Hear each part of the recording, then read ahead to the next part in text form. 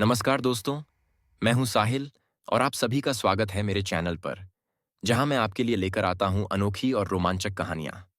आज की रात मैं आपको सुनाने जा रहा हूं एक ऐसी हॉरर स्टोरी जो आपके रोंगटे खड़े कर देगी। इस कहानी में डर, रहस्य और उस अंधेरे का सामना है जिसे हम समझ नहीं पाते। लेकिन दोस्तों, कहानी शुरू करने से पहले अगर आप ऐसी ही और डरावनी और दिलचस्प कहानियों का अनुभव करना चाहते हैं, तो चैनल को सब्सक्राइब करना ना भूलें। यहाँ आपको सिर्फ हॉरर ही नहीं, बल्कि अलग-अलग विषयों पर अनोखी कहानियाँ और रोमांचक अनुभव भी मिलेंगे। तो तैयार हो जाइए, क्योंकि आज की कहानी आपको एक ऐसे सफर पर ले जाएगी जहाँ से वापस लौटना आसान नहीं होगा। राकेश झांसी का रहने वाला था, लेकिन फिलहाल नौकरी के लिए दिल्ली में रह रहा था। वह दिल्ली की एक एमएनसी में काम करता था और अपनी जिंदगी से खुश था। लेकिन अचानक एक दिन जब उसकी शिफ्ट खत्म हुई, तो वह अपनी बाइक लेकर ऑफिस से निकल गया। चूंकि वह शुक्रवार की रात थी और उसे शनिवार और रविवार की छुट्टी थी, इसलिए उसने सोचा कि घर पर खाना बनाने की बजाय बाहर ही खाना खा लिया जाए, क्योंकि वह भी थका हुआ था। राकेश अपनी बाइक लेकर करीब 11 बजे के आसपास अच्छे खाने की जगह ढूंढने निकल पड़ा, जहां वह शांति से अपना खाना खा सके। कुछ देर घूमने के बाद उसे एक ठेला दिखाई दिया और उसने सोचा कि यहाँ खाना ट्राई किया जाए। राकेश ठेले के पास गया और देखा कि एक बुजुर्ग आदमी और उसकी पत्नी ठेले को चला रहे थे। उसने बुजुर्ग आदमी से पूछा, बाबा, क्या बनाते हो? कुछ खाने को मिलेगा? बहुत भूख लगी है। बुजुर्ग आदमी ने राकेश की तरफ देखा, मुस्कुराया और कहा, हाँ बेटा, चिकन ग्रेवी और चावल है। अगर चाहिए तो गरम गरम रोटियां बना देता हूं। राकेश को बहुत भूख लगी थी, इसलिए उसने सोचा कि चलो, इसे ट्राई किया जाए। उसने एक प्लेट और कुछ रोटियां ऑर्डर कर दीं। बुजुर्ग आदमी ने रोटियां बनानी शुरू कीं और राकेश एक बेंच पर बैठकर खाने का इंतजार करने लगा।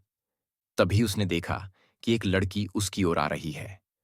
वह लड़की सफेद ड्रेस पहने हुए थी और बहुत खूबसूरत लग रही थी।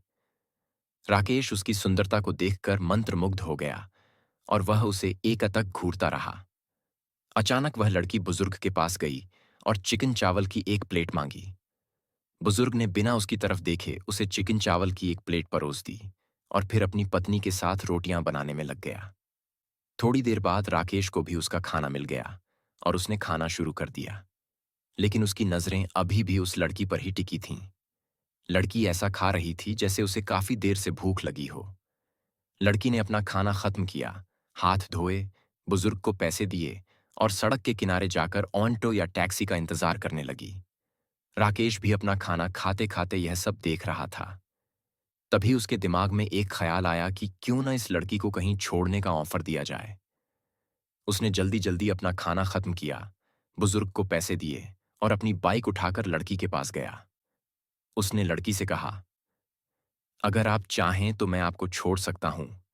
यहां इतनी रात को आपको कोई ऑटो या टैक्सी नहीं मिलेगी। और बेफिक्र रहिए, मैं आपको सही सलामत आपके घर छोड़ दूंगा। लड़की थोड़ी हिचकिचाई, लेकिन फिर बिना कुछ कहे उसकी बाइक पर बैठ गई। राकेश अंदर ही अंदर मुस्कुरा रहा था। उसकी इस लड़की के प्रति कोई गलत मंशा नहीं थी, लेकिन यह उसके लिए पहली नजर का प्यार जैसा था। वह सोचने लगा कि अगर यह लड़की उससे शादी कर ले, तो वह दुनिया का सबसे खुशकिस्मत इंसान होगा। उसे यह लड़की बहुत पसंद आने लगी थी। कुछ देर बाद राकेश को एहसास हुआ कि लड़की ने उसे यह नहीं बताया कि उसे कहाँ जाना है। उसने लड़की से पूछा, आपने बताया नहीं, आपको कहाँ जाना है? लड़की ने जवाब दिया, नजदीक ही है। यह रास्ता जहां खत्म होता है, वहां एक कॉलोनी आती है, वहीं मुझे उतार देना। राकेश उस जगह की ओर चला गया और लगभग 15 मिनट में वह उस कॉलोनी के पास पहुंच गया। राकेश ने कॉलोनी की ओर देखा और लड़की से कहा, आप यहां रहती हैं? यहां तो कोई नहीं लगता रहता होगा। वास्तव में वह कॉलोनी सालों से वीरान लग रही थी, जैसे खंडहर हो।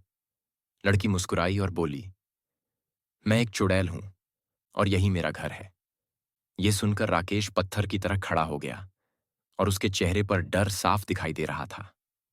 अचानक लड़की जोर जोर से हंसने लगी और बोली, अपना चेहरा देखो, कितना डर गए तुम। अरे बाबा, मैं मजाक कर रही थी। असल में मेरा घर इस कॉलोनी के उस पार है, लेकिन यहां से जाने का यह शॉर्टकट है। राकेश भी हंस पड़ा और बोला, मैं तो सच में डर गया था। धीरे से राकेश ने कहा, अगर आप चाहें तो मैं आपको घर तक छोड़ सकता हूं। लड़की ने कहा, अरे नहीं, मैं खुद चली जाऊंगी, आप चिंता मत करो। राकेश ने हिचकिचाते हुए कहा, क्या आपका नंबर मिल सकता है? अगर कभी आपसे बात करनी हो या व्हाट्सएप करना हो तो? लड़की मुस्कुराई और बोली, आज तो हम पहली बार मिले हैं। अगर नसीब में होगा तो हम दोबारा मिलेंगे, तब आपको मेरा नंबर जरूर दूंगी। और यह कहकर वह वहां से पीछे मुड़कर जाने लगी। तभी राकेश ने थोड़ा जोर से पूछा, ताकि उसकी आवाज लड़की तक पहुंच सके, ठीक है, पर जाते जाते अपना नाम तो बता दो।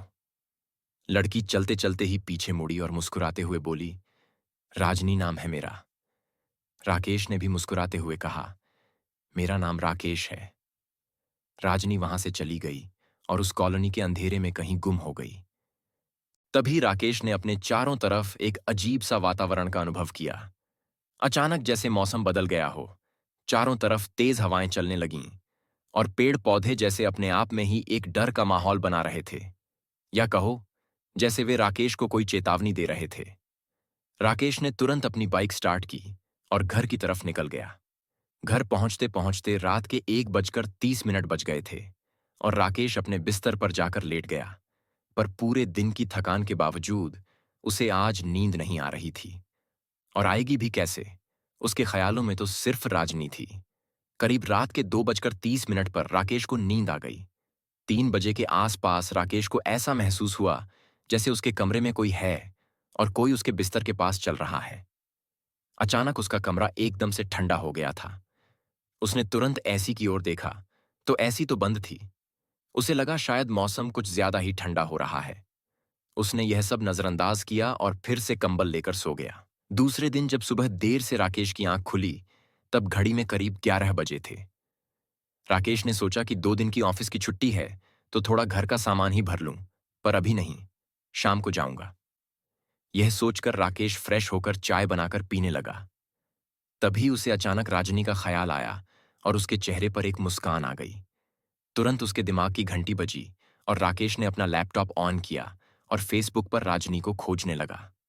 पर बहुत ढूंढने के बाद भी उसे राजनी की प्रोफाइल नहीं मिली। यह देखकर राकेश थोड़ा मायूस हुआ और यह सब सोचते सोचते कब शाम हो गई उसे पता ही नहीं चला। राकेश के घर से करीब 2 किलोमीटर दूर एक सुपरमार्केट था। वह हमेशा वहीं से अपने घर का राशन लेने जाता था।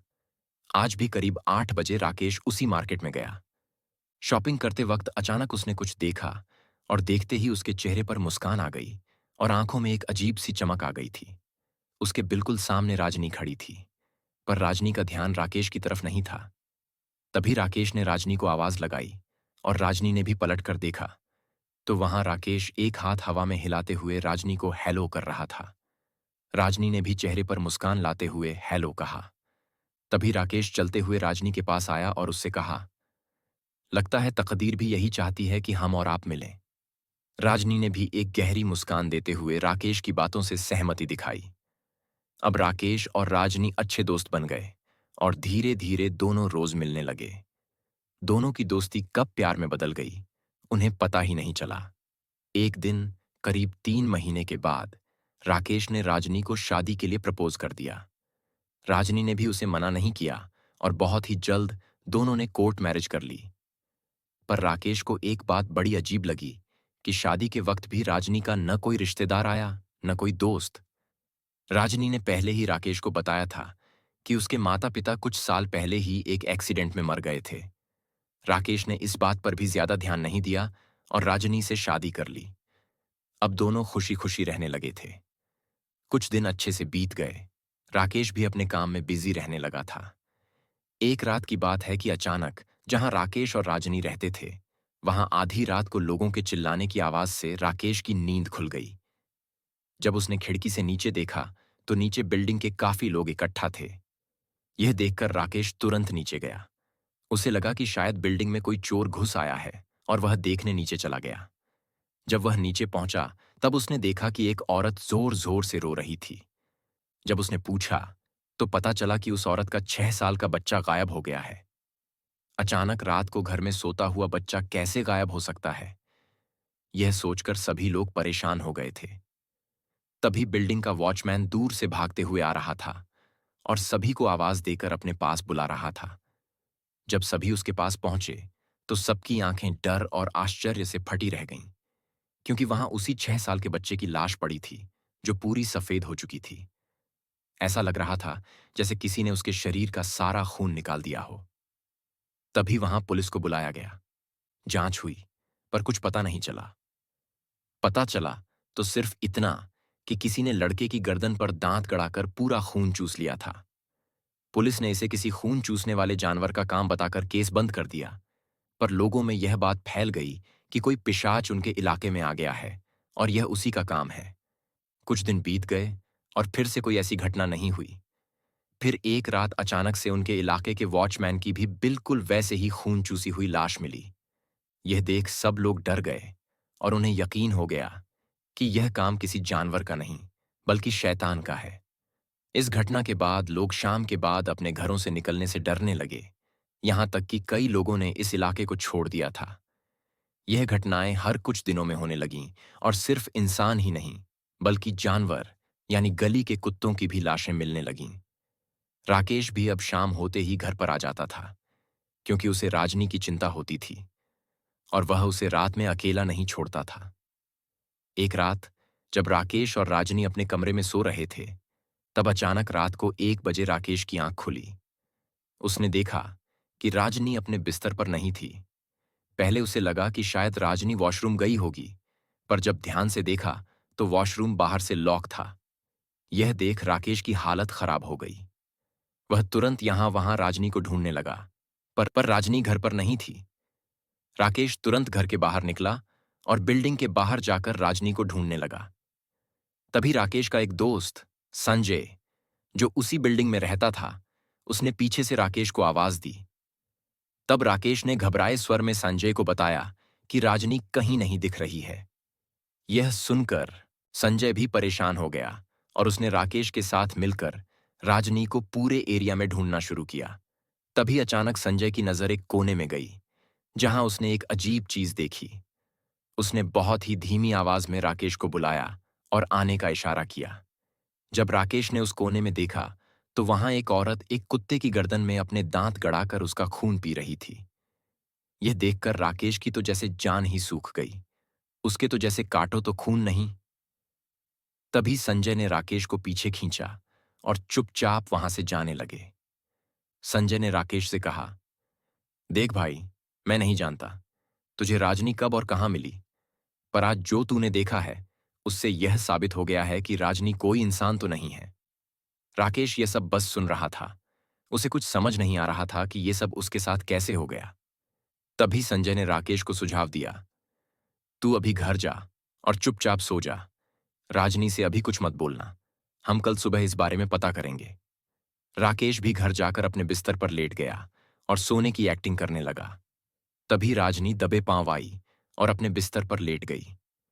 अब राकेश को राजनी से डर लगने लगा था, पर उसने उस रात कुछ नहीं कहा। अगले दिन राकेश संजय से मिला और वे दोनों उसी जगह पहुंचे जहां राकेश ने पहली बार राजनी को छोड़ा था, उसी कॉलोनी के पास। और जब दोनों उस कॉलोनी से गुजर रहे थे राजनी के घर की तरफ जाने, तब दोपहर को भी उन्हें उस कॉलोनी में एक अजीब सा डर लग रहा था। पर कॉलोनी के उस पार जब पहुंचे तो उन्होंने देखा कि वहां तो जंगल के अलावा कुछ भी नहीं है। तो राजनी का घर जो उसने बताया था, वह कहाँ है? तभी राकेश को याद आया कि उसने पहली बार राजनी को एक फूड कार्ट पर देखा था और उस दिन वह बूढ़ा आदमी राजनी को देखकर कुछ डरा डरा सा लग रहा था। पर उस दिन यह बात राकेश के ध्यान में नहीं आई, क्योंकि उस दिन तो उसे प्यार का भूत था। तभी राकेश तुरंत संजय के साथ उसी फूड कार्ट के पास पहुंचा और उसने उसी बूढ़े आदमी से राजनी के बारे में पूछा। बूढ़े आदमी ने राकेश को गौर से देखा और फिर कहा, मैं तो उसी रात तुम्हें सावधान करना चाहता था, पर उसके सामने बोलने या तुम्हें बताने की हिम्मत नहीं हुई। दरअसल वह कोई लड़की नहीं है, वह एक दाई है और उसने शैतान की पूजा करके पिशाच रूप ले लिया है। वह आज की नहीं है, करीब 200 सालों से जीवित है और उसे जिंदा रहने के लिए हर अमावस्या की रात किसी इंसान या जानवर का खून पीना पड़ता है। तभी राकेश और संजय को याद आया कि उनके इलाके में जितने भी लोग मरे हैं, वह रात अमावस्या थी। तभी राकेश ने उस बूढ़े से पूछा कि उसे रोकने का उपाय तो होगा। उस बूढ़े ने कहा कि उसे रोकना इतना आसान नहीं है। वह इंसानी रूप में जितनी सीधी दिखती है, उतनी ही विकराल और भयानक अपने असली रूप में दिखती है। पर हां, एक आदमी है जो शायद उसे रोक सकता है। पर वह आदमी यहां से दूर एक जंगल में रहता है। अगर आप लोग अभी निकलोगे तो शाम तक पहुंच जाओगे। राकेश और संजय ने देरी न करते हुए तुरंत उस आदमी की तलाश में निकल गए। शाम होने लगी थी और घर पर राजनी राकेश का इंतजार कर रही थी और राकेश भी उस जंगल की सीमा में पहुंच गया था। तभी राकेश का फोन बजा तो उसने देखा कि राजनी का कॉल आ रहा है।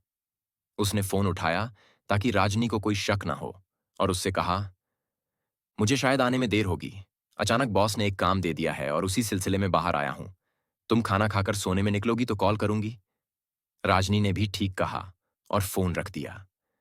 राकेश और संजय अब उस बूढ़े की बताई जगह को ढूंढने लगे और थोड़ा अंदर जाते ही एक पत्थर पर उन्हें एक साधु जैसा दिखने वाला एक आदमी नजर आया। उस आदमी के चेहरे पर एक अलग ही तेज था और उसे देखते ही पॉजिटिविटी का एक अलग एहसास होता था।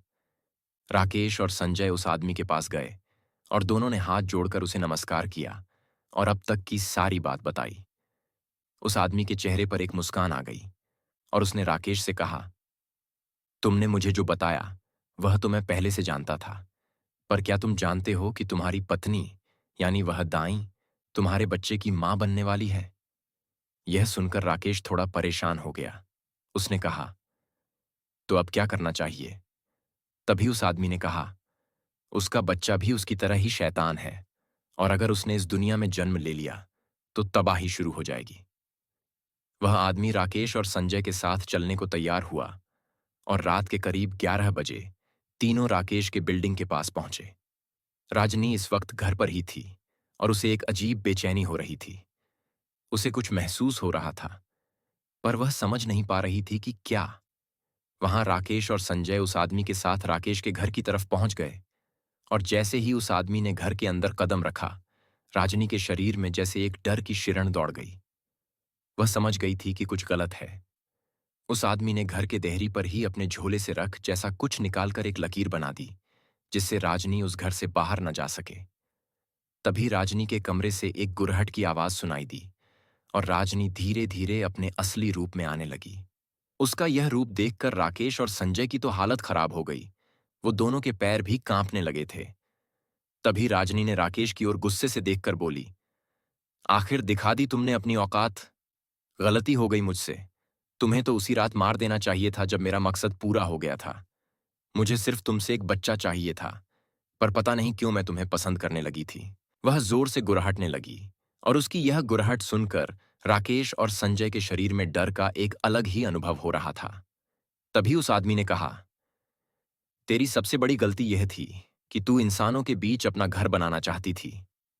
तूने 200 साल से हर अमावस्या की रात कई लोगों को मारा है, पर तेरी सबसे बड़ी गलती कि तूने एक इंसान की जिंदगी से खेला और उसका सहारा लेकर तूने अपना मकसद पूरा करने की सोची। तभी राजनी जोर से गुर्राहटाते हुए बोली, लगता है तुझे मरने की ख्वाहिश है जो तू मुझे रोकने आया है। आज मैं तुम सबको खत्म करके तुम्हारा खून पीऊंगी। यह सुनकर राकेश और संजय तो डर गए, पर उस आदमी के चेहरे पर एक मुस्कान आ गई और उसने कुछ मंत्र पढ़ने शुरू कर दिए। एयुएम नमः भूतनाथाय, भूत प्रेत पिशाच वशीकरणाय स्वाहा। यह सुनते ही राजनी पीछे हटने लगी और दर्द से चिल्लाने लगी। पर राजनी को काबू करना उस आदमी के लिए इतना आसान नहीं था। राजनी ने अपनी शक्ति से घर का सारा सामान यहां वहां फेंकना शुरू कर दिया। कहीं टीवी हवा में था तो कहीं फ्रिज, कहीं और सामान। राजनी ने अपनी शक्ति से उस आदमी की तरफ सामान फेंक कर मारा, पर उस आदमी की शक्तियां भी कुछ कम नहीं थीं। उसने भी अपना एक हाथ हवा में उठाते ही सारा सामान वहीं रुक गया। यह देखकर राजनी और गुस्सा हो गई। अब राजनी और उस आदमी के बीच शक्तियों का एक अलग ही तांडव शुरू हो गया था और करीब 3 घंटे बाद उस आदमी ने राजनी को अपनी शक्तियों से बाधित कर दिया। उस समय राजनी का रूप बहुत ही विकराल हो गया था और वह बहुत ही भयंकित दिख रही थी। पर आखिर उस आदमी ने राजनी को काबू कर लिया था। उस समय राजनी बेबस थी और रोते हुए उस आदमी से माफ करने को कह रही थी। साथ ही राकेश को विनती कर रही थी कि उस आदमी को रोके, यह उसे मार देगा। और साथ ही हमारे बच्चे को भी। पर राकेश को उस आदमी ने पहले ही समझा दिया था कि उसकी किसी भी बात में मत आना, और इसीलिए राकेश भी कुछ नहीं किया। पर कहीं न कहीं वह भी राजनी से बहुत प्यार करता था, और आज उसे इस हालत में देख उसे बहुत दुख हो रहा था।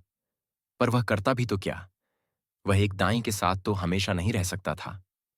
तभी उस आदमी ने राजनी के ऊपर एक राख डाल दी, जिससे राजनी पूरी तरह जलने लगी और चीखने लगी। उसकी चीख सुनकर आसपास के सारे लोग भी वहां जमा हो गए थे।